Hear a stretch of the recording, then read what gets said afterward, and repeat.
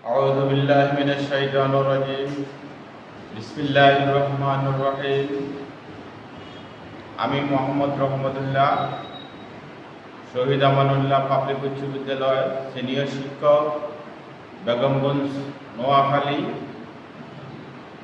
প্রিয় শিক্ষার্থীরা, আল্লাহর রহমতে তোমরা ভালো আছো, ভালো থাকাটাই কামনা করি। আর আমরা জানি যে করোনা মহামারী চলছে, তো তোমরা করোনার ভিতরেও সাবধান থেকো। করোনা থেকে কীভাবে উত্তরণ পাওয়া যায় সেসব কাজও তোমরা পড়ালেখার পাশাপাশি সেগুলোও করবে। প্রিয় শিক্ষার্থীরা, আজকে আমরা তোমাদেরকে একটি বিষয় সম্পর্কে ধারণা দিচ্ছি। তোমরা নিশ্চয়ই শুনেছ মাদক একটা নেশা। এই নেশাটা খুবই মারাত্মক। মাদক থেকে আমাদেরকে সাবধান থাকতে হবে। মাদক প্রত্যেক মানুষের জন্য খারাপ। এটি মানুষের জীবনকে ধ্বংস করে ফেলে। যদিও মানুষ মনের টানে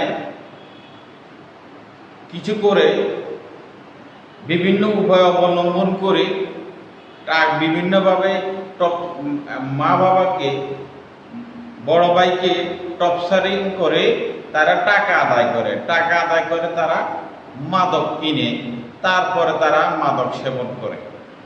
তো মাদক সেবনটা ভালো মানুষকে আস্তে আস্তে ধ্বংসের দিকে নিয়ে যায়। এই মাদক থেকে আমাদেরকে অবশ্যই দূরে থাকতে হবে, কারণ মাদক যেহেতু আমাদেরকে ধ্বংসের দিকে নিয়ে যায়, তা আমরা কীভাবে বাঁচব? আমাদেরকে সমাজকে চলতে হবে, নিজে চলতে হবে, পরিবার চালাতে হবে। তা আমরা কেন নিজের ধ্বংসের দিকে টেনে নিয়ে যাব? না, আমরা সেই কাজে জড়াবো না, আমরা দোজখে যাব না, আমরা বেহেশতে যাব। তার মানে আমরা মাদক সেবন করব না। মাদকের মধ্যে আছে যেমন দেখো, সিগারেট, হিরোইন, ক্যাফেইন সহ আরও আছে ইয়াবা, আরও বিভিন্ন ধরনের মাদক দ্রব্য আছে, গাঁজা, সিগারেট, এগুলা যদি তোমরা খাও, তোমরা পান করো, তাহলে তোমাদের ফুসফুসের ক্ষতি করবে, হার্টের ক্ষতি করবে, কিডনির ক্ষতি করবে, শরীরের বিভিন্ন অঙ্গকে নিস্তেজ করে দেবে, শরীরের বিভিন্ন অংশকে আস্তে আস্তে ধ্বংসের দিকে নিয়ে যাবে। তারপরে এই মানুষটি আস্তে আস্তে মৃত্যুর দিকে চলে যাবে, আর তাকে ফেরানো যাবে না। এই মানুষটা শেষ পর্যন্ত সমাজ থেকেও তারা বিচ্ছিন্ন হয়ে যায়, সমাজের লোকেরাও তাদেরকে দেখতে পারে না তাদের মাদক গ্রহণের ফলে। তো মাদক থেকে আমরা যেন দূরে থাকি। আমরা যেন হিরোইন, ক্যাফেইন, সিগারেট, বিড়ি, তামাক, ইয়াবা, পেনসিডিল, এগুলো সহ আরও কিছু মাদক দ্রব্য আছে যেগুলো আমার এখন মনে পড়ছে না। এগুলা থেকে তোমরা দূরে থাকবে। শুধু তোমরা দূরে থাকবে না, তোমাদের এলাকার, তোমাদের পরিচিত, সমাজের পরিচিত যারা আছে তাদেরকেও তোমরা এগুলা থেকে নিরুৎসাহিত করবা, যেন তারা এগুলা ব্যবহার না করে। আমরা আসো, তোমরা যেগুলো বলছি এগুলা তোমরা অবশ্যই পালন করবে।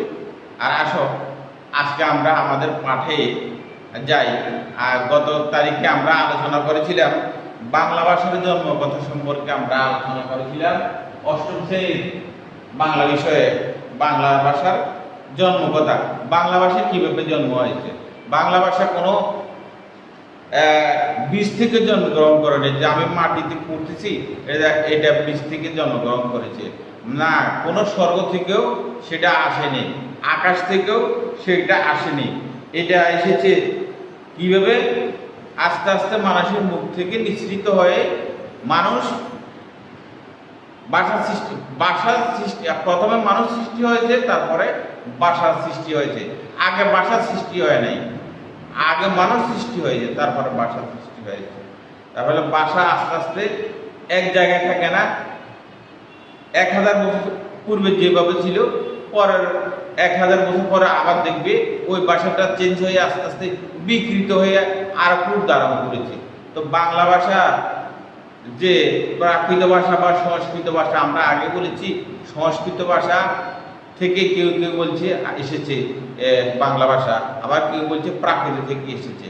তা প্রাকৃতেরও অনেক শাখা আছে।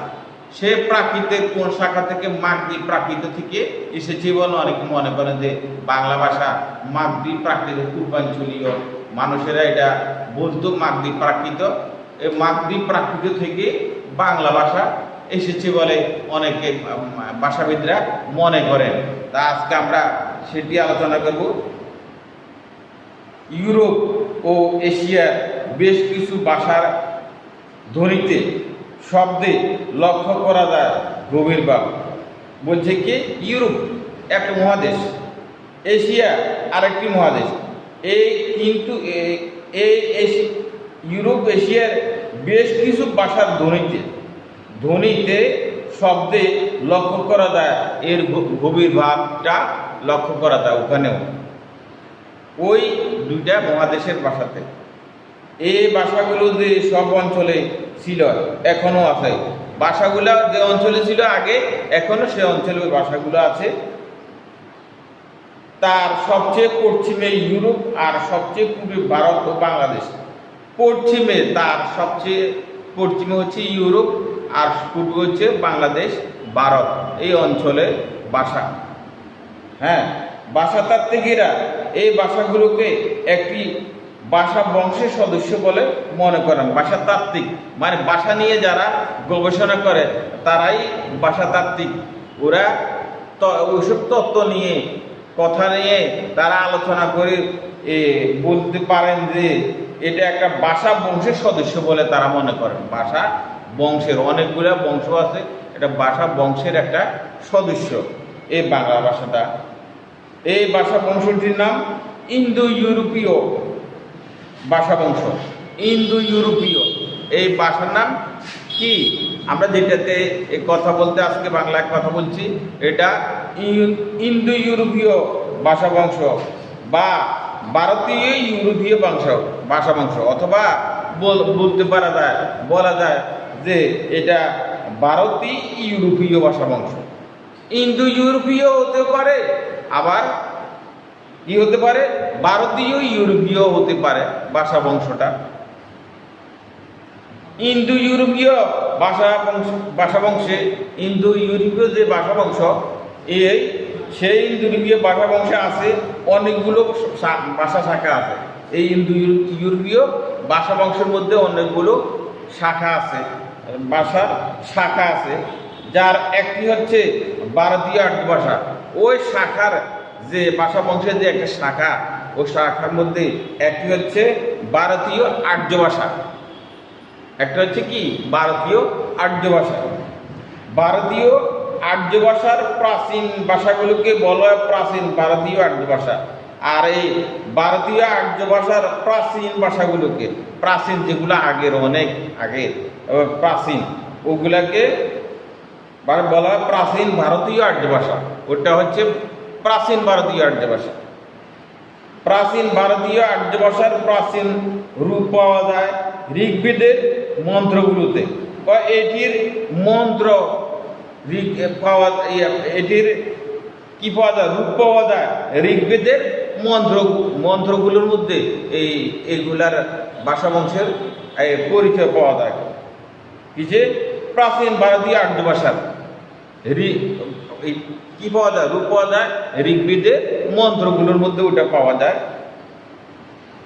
এগুলো সম্ভবত লিখিত হয়েছিল যীশু খ্রিস্টের জন্মের 1000 বছর আগে। বলা হচ্ছে যে এগুলো যে হয়েছে, এগুলো যীশু খ্রিস্টের ঠিক 1000 বছর আগে থেকে জন্ম লাভ করেছে এই ভাষাটা। যীশু খ্রিস্ট, তোমরা জানো যীশু খ্রিস্টকে? যীশু খ্রিস্ট আমাদের ঈসা আলাইহিস সালামকে তারা যীশু খ্রিস্টানরা বলে। যীশু খ্রিস্ট তারও 1000 বছর আগে এটা জন্ম, অর্থাৎ 1000 খ্রিস্টাব্দ খ্রিস্টপূর্বাব্দে, অর্থাৎ প্রথম এই এখন যে 2020 সাল প্রথম যে 1 থেকে শুরু হয়েছিল, ও 1 থেকে এর পূর্বে 1000 বছর পূর্বে থেকে এগুলা সৃষ্টি হয়েছিল। এটা মনে করেন ভাষাতাত্ত্বিকেরা। বেদের শ্লোকগুলো পবিত্র বিবেচনা করে তার অনুসারীরা সেগুলো মুখস্থ করে রাখত। বেদ একটা গ্রন্থ বা একটা ভাষা। এই বেদের শ্লোক মানে কবিতার মতো, এক চরণের সাথে আরেক চরণের মিল আছে, 2 চরণ 3 চরণ 4 চরণ, এগুলোর একটা মিল আছে। এগুলা তারা পবিত্র বলে এই অনুসারীরা এটাকে কি করতো, মুখস্থ করে রাখতো। কবিতার শ্লোকগুলা তারা মুখস্থ করে রাখত। শতাব্দীর পর শতাব্দী কেটে যেতে থাকে। তাই এভাবে শতাব্দীর পর মানে শত বৎসর, শতাব্দী 100 বৎসর 1 শতাব্দী, এই 100 বৎসর 100 বছর 200 বছর এভাবে আস্তে আস্তে কেটে যায়। সময় কেটে অনেক দিন কেটে গেছে, অনেক শতাব্দী কেটে গেছে। মানুষ দৈনন্দিন জীবনে যে ভাষা ব্যবহার করত বদলে যেতে থাকে সেই ভাষা। আর মানুষরা যে ওই সময় যে ভাষাটা ব্যবহার করত, আস্তে আস্তে ভাষাটা আস্তে আস্তে বদলে যেতে থাকে। মানুষের মনের যে ভাষাটা সেটা আস্তে আস্তে, মুখের ভাষাটা সেটা আস্তে আস্তে বদলে যেতে থাকে। এক সময় সাধারণ মানুষের কাছে দুর্বিদ্ধ হয়ে ওঠে বেদের ভাষা বা বৈদিক ভাষা। বেদের ভাষা বলতে পারো বা বৈদিক ভাষা বলতে পারো, কারণ এটা মানুষের কাছে খুব কষ্টকর একটা ভাষা, হার্ড একটা ভাষা, হার্ড একটা ল্যাঙ্গুয়েজ। এটা মানুষের কাছে মনে হতে থাকে যে মানুষ আস্তে আস্তে এগুলো থেকে সরে আসে, এই ভাষা থেকে। তখন ব্যাকরণবিদ সরে আসতে থাকে। তখন যখন দুর্ভেদ্য মনে হলো এই ভাষাটা, বেদের ভাষাটা, বৈদিক ভাষাটা, তখন ব্যাকরণবিদরা নানা নিয়ম বিধিবদ্ধ করে একটি মানসম্মানক ভাষা সৃষ্টি করেন। যখন দেখলো যে এটা কঠিন, তখন ব্যাকরণবিদরা, যারা ব্যাকরণ সম্পর্কে খুব ভালো জানেন, ব্যাকরণবিদ, এই ব্যাকরণবিদরা বসে একটা বিধিবদ্ধ মানসম্পন্ন ভাষা সৃষ্টি করেন। বিধিবদ্ধ মানসম্পন্ন সুন্দরভাবে সাজিয়ে একটি ভাষা সৃষ্টি করেন। এই ভাষার নাম সংস্কৃত। আর সর্বশেষ যে তারা বিধিবদ্ধভাবে যে ভাষাটি সুন্দরভাবে উপস্থাপন করেন, লেখেন, সেই ভাষাটাই সংস্কৃত। অর্থাৎ বিধিবদ্ধ পরিশীলিত শুদ্ধ ভাষা, বিধিবদ্ধ পরিশীলিত শুদ্ধ ভাষাটাই সংস্কৃত ভাষা। খ্রিস্টপূর্ব 400 অব্দের আগেই এই ভাষা বিধিবদ্ধ হয়েছিল। আর খ্রিস্টপূর্ব 400 অব্দের আগে, অর্থাৎ যিশু খ্রিস্টের 400 বছর আগেই এই ভাষাটা কি হলো, বিধিবদ্ধ হয়েছিল, সুন্দরভাবে সাজিয়ে রাখা হয়েছিল। যিশুর জন্মের আগেই পাওয়া যায় ভারতীয় আর্য ভাষার 3টি স্তর। যিশুর জন্মের আগেই ভারতীয় ভাষার 3টি স্তর পাওয়া যায়। প্রথম স্তরটির নাম বৈদিক সংস্কৃত। প্রথম সেটি হচ্ছে বৈদিক সংস্কৃত। খ্রিস্টপূর্ব 1200 অব্দ থেকে খ্রিস্টপূর্ব 800 অব্দ এই ভাষার কাল। কারণ এই বৈদিক ভাষাটা কতকাল, খ্রিস্টপূর্ব যিশু খ্রিস্টের জন্মের আগের 1200 অব্দ থেকে খ্রিস্টপূর্ব 800 অব্দ এই ভাষার কাল, বৈদিক ভাষার কাল, বৈদিক সংস্কৃত ভাষার কাল। তারপর পাওয়া যায় সংস্কৃত। এরপরে আসে সংস্কৃত, আসে এরপরে। খ্রিস্টপূর্ব 800 অব্দের দিকে এটি সম্ভবত বিধিবদ্ধ হতে থাকে এবং খ্রিস্টপূর্ব 400 অব্দের দিকে ব্যাকরণবিদগণ পাণিনির হাতেই এটি চূড়ান্তভাবে বিধিবদ্ধ হয়। বা ব্যাকরণবিদ পাণিনি ছিল একজন, তার হাতে সম্পূর্ণভাবে এটা আরো সুন্দরভাবে বিধিবদ্ধ হয়। পাণিনি, মনে রাখবে, একজন ব্যাকরণবিদ, তার নাম পাণিনি। এটা কত সাল কইছে, 800 অব্দের দিকে এটি সম্ভবত বিধিবদ্ধ হতে থাকে, 800 অব্দের দিকে।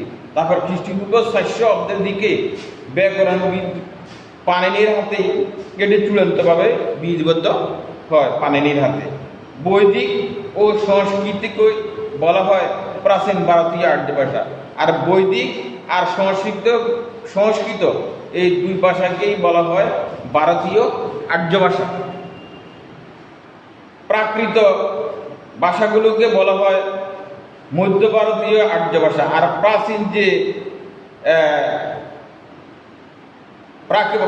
প্রাকৃত ভাষাগুলোকে বলা হয় মধ্য ভারতীয় আর্য ভাষা। মোটামুটিভাবে খ্রিস্টপূর্ব 750 অব্দ থেকে 1000 খ্রিস্টাব্দ পর্যন্ত, 750 অব্দ থেকে 1000 খ্রিস্টাব্দ পর্যন্ত এই ভাষাগুলোকে কথ্য ও লিখিত ভাষারূপে ভারতের বিভিন্ন স্থানে প্রচলিত হতে থাকে। 750 থেকে 1000 বছর খ্রিস্টাব্দ পর্যন্ত এগুলা কি হয়, এটা লিখিত হতে থাকে, কথ্য ভাষা হয় আর লিখিত ভাষা শুরু হয়, দুইটাই শুরু হতে থাকে। এই প্রাকৃত ভাষাগুলোর শেষ স্তরের নাম অপভ্রংশ। আর এই ভাষাগুলোর শেষ যে স্তর সেটা নাম হলো অপভ্রংশ। অপভ্রংশ অর্থাৎ ভাষার বিকৃত স্তর, মানে যেগুলা পেরে দেওয়ার মতো, যেগুলো বিকৃত হয়ে গেছে পেরে দেওয়ার মতো, ওটাকে বলে অপভ্রংশ। অর্থাৎ যা খুব বিকৃত হয়ে গেছে সেগুলা বিভিন্ন অপভ্রংশ থেকেই উৎপন্ন হয়েছে নানান আধুনিক ভারতীয় আর্য ভাষা। আর এই অপভ্রংশ বিকৃত অংশ থেকেই আরো অনেকগুলো ভাষা সৃষ্টি হয়েছে। যেমন আমাদের বাংলা ভাষা সেই অপভ্রংশ থেকে হয়েছে, হিন্দি ভাষা অপভ্রংশ থেকে হয়েছে, গুজরাটি হয়েছে, মারাঠি, পাঞ্জাবি প্রভৃতি ভাষাগুলা সেই অপভ্রংশ থেকেই হয়েছে। বিকৃত যে অংশ, বিকৃত যেগুলো ফেলে দেওয়ার মতো ও ছিল, ওগুলা থেকেই, অপভ্রংশ থেকেই আমাদের বাংলা ভাষার সৃষ্টি। ডক্টর সুনীতি কুমার চট্টোপাধ্যায় মনে করেন পূর্ব মাগধী অপভ্রংশ থেকে উদ্ভূত হয়েছে বাংলা। আর ডক্টর সুনীতি কুমার চট্টোপাধ্যায় মনে করে যে পূর্ব মাগধী থেকেই বাংলা ভাষা সৃষ্টি। আর আসামি ও উড়িয়াও ভাষা, আর আসামি ভাষা যে আসামের যে যারা কথা বলে সে ভাষাটাও এই অপভ্রংশ থেকে এসেছে, আর উড়িয়াও সে অপভ্রংশ থেকে এসেছে, মাগধী অপভ্রংশ থেকে। পূর্ব মাগধী অপভ্রংশ থেকে উড়িয়াও এসেছে, বাংলাও এসেছে, আর এসেছে আসামি ভাষা। তাই বাংলার সাথে খুব ঘনিষ্ঠ সম্পর্ক আসামি ও উড়িয়ার। এই জন্য আসামি ভাষা আর উড়িয়া ভাষার সাথে বাংলা ভাষার একটা সম্পর্ক আছে, খুব বেশি সম্পর্ক আছে। আর কয়েকটি ভাষার ঘনিষ্ঠ আত্মীয়তা রয়েছে বাংলার সঙ্গে, আরও কয়েকটি ভাষার সঙ্গে বাংলা ভাষার খুব একটা রিলেশন আছে, আত্মীয়তা আছে, রিলেটিভ মনে হয় যে তারা, কেননা সেগুলো জন্মেছিল মাগধী অপভ্রংশের অন্য দুটি শাখা থেকে, আর সেগুলোও জন্মেছিল মাগধীর অন্য আরেকটি শাখা থেকে, ওই ভাষাগুলো জন্মেছিল। তাই একের সাথে অন্যের সাথে একটা মিল আছে। এই ভাষাগুলো হচ্ছে মৈথিলি, মাগধী। এগুলোর মধ্যে কি মৈথিলি, মাগধী, ভোজপুরিয়া, এই তিনটা আরো ভাষা। ডক্টর মোহাম্মদ শহীদুল্লাহ আরেকজন ভাষাবিদ, উনার মতে উনি আরেকটি কথা বলেছেন কি, ডক্টর মোহাম্মদ শহীদুল্লাহ বাংলা ভাষার উৎপত্তি সম্পর্কে অবশ্য একটি ভিন্নমত পোষণ করেন। তিনি কিন্তু আরেকটি ভিন্নমত পোষণ করেন, কে? ডক্টর মোহাম্মদ শহীদুল্লাহ ভাষাবিদ। তিনি একটি প্রাকৃতের নাম বলেন গৌড়ী প্রাকৃত। তিনি আরেকটি প্রাকৃত ভাষার নাম যেটি বলেন তিনি গৌড়ী প্রাকৃত। ডক্টর মোহাম্মদ শহীদুল্লাহ তিনি মনে করেন গৌড়ী প্রাকৃতেরও পরিণত অবস্থা, গৌড়ী অপভ্রংশ থেকে উৎপত্তি ঘটে বাংলা ভাষার।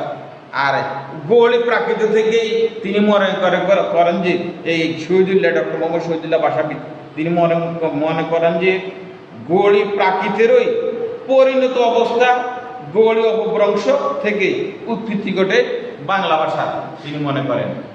তা আমরা বাংলা ভাষার জন্মকথা সম্পর্কে পড়লাম। তো বাংলা ভাষার জন্মকথা সম্পর্কে যে এটা পাঠের উদ্দেশ্য হলো এই রচনাটি মাধ্যমে শিক্ষার্থীরা বাংলা ভাষার জন্মকথা সম্পর্কে জানতে পারবে, বাংলা ভাষা কোথা থেকে এসেছে, বাংলা ভাষা যে সাধারণ মানুষের কথ্য ভাষা সে সম্পর্কে সম্যক ধারণা তারা লাভ করতে পারবে এবং মাতৃভাষা বাংলার প্রতি তাদের মমত্ববোধ জাগ্রত হবে।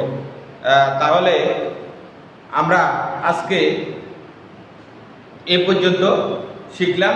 তোমরা যেহেতু সৃজনশীল প্রশ্ন হবে, তো তোমরা সেই সৃজনশীল অনুযায়ী তোমরা প্রশ্নগুলা প্রতিটি লাইন তোমরা ভালো করে বুঝবে, তারপর তোমরা লিখবে, পরীক্ষাতে তোমরা ভালো করবে। এই প্রত্যাশা রেখে আজকের জন্য ক্লাস সমাপ্তি। খুদা হাফেজ।